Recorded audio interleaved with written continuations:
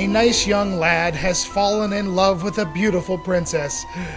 And we already know where this is going, don't we? Yep, the same princess evil Jafar is also interested in. What luck.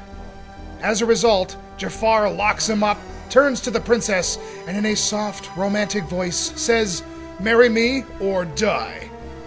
Well, she has exactly 60 minutes to make this decision. Lucky for her, the young man escapes from his underground prison and rushes to her rescue. Prince of Persia is a Super CD and an adventure platformer, but not in the traditional sense. You play as the young lad, and your main goal is to open and find the exit in each of the game's 12 stages, and doing it all in under 60 minutes. Hearing this means the exit door has been opened, which can be a major relief. Although in some stages, you still have to find the door itself, so you see, it's almost a puzzle game mixed with an action platformer. This game is trial and error at its finest. Judging the distance of a jump comes into play a lot, as you'll either lose a health bottle if you fall, or just go splat. Hitting a switch to open a gate, or avoiding switches that close the same gate can be a pain in the... Ugh. Oh, come on. Collecting some bottles replenish your health, collecting others, don't. When in doubt, jump. You see, the obvious is not always so. You'll have to avoid spikes in the ground, chomping metal doors, and numerous dead ends. Or dead ends. You know how there are complaints all the time about controls being delayed or unresponsive? Well, every movement in Prince of Persia is like this, but again, in a non-traditional fashion, because mastering the controls is part of the game's charm. Running, climbing up and down, jumping, grabbing ledges, hanging down from ledges, attacking with the sword, creeping about, even positioning yourself accurately are all crucial to master. It is so important that the manual dedicates 6 pages to it. Action-wise, you'll encounter enemies and attack them with your sword. Honestly though, most of them have similar patterns and they can be disposed of quickly. Your sword will deploy automatically, but only if you're standing still, so don't run too fast into the next screen or you're a goner. Upon getting stabbed or splatted, you'll go back to the beginning of the stage. However, your time continues to tick away. You'll want to always save your game, so when you learn the fastest way to defeat a stage, you can restart, then replay it to save time.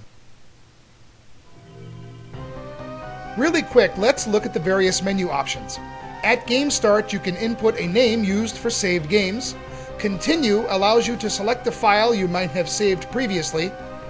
Demo shows you a demo.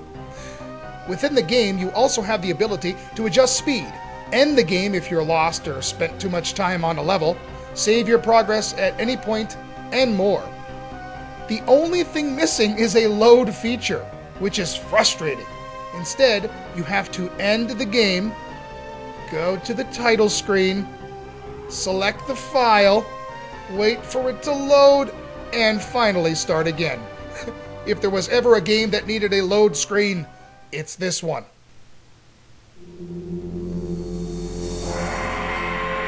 There have always been a lot of versions of this game, but I found the Turbo Duo Edition held its own very well and looked among the best at the time of its release. The game does tend to appear the exact same until about stage 4 when it finally changes things up a bit, but overall I think the game looks really great and the animation is spot on. Okay, look, I know I tend to gush when it comes to music on the TurboGrafx CD, but listen to that. And that is just on the title screen. The rest of the music in-game is great, and even though it doesn't change up as much as I would like, there's plenty to go around. The sound effects aren't bad, but you know what? They're kind of just there because the music really is awesome.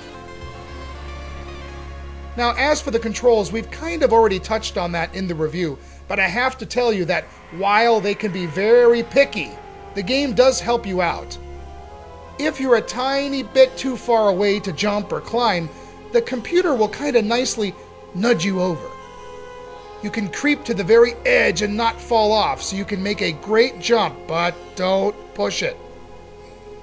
One little quirk, I noticed the cursor sometimes moves itself twice. See how it goes down 2 spaces? This can kind of screw with your selections on menus. For those who care about that, you're welcome. Prince of Persia is chock full of mazes and doors and numerous possibilities, especially in the later stages. Some areas you'll think, I got this figured out.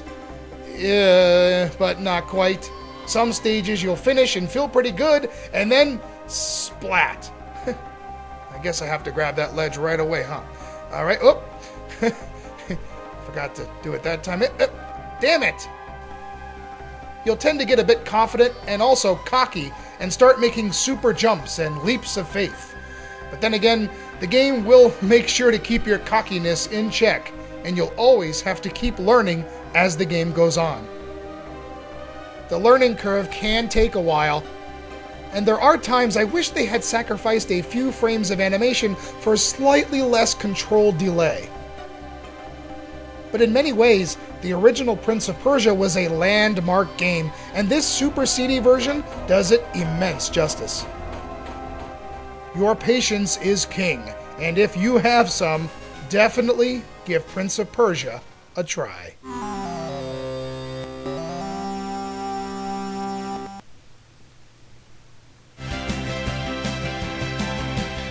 Prince of Persia is all about patience, trial and error, and learning each stage.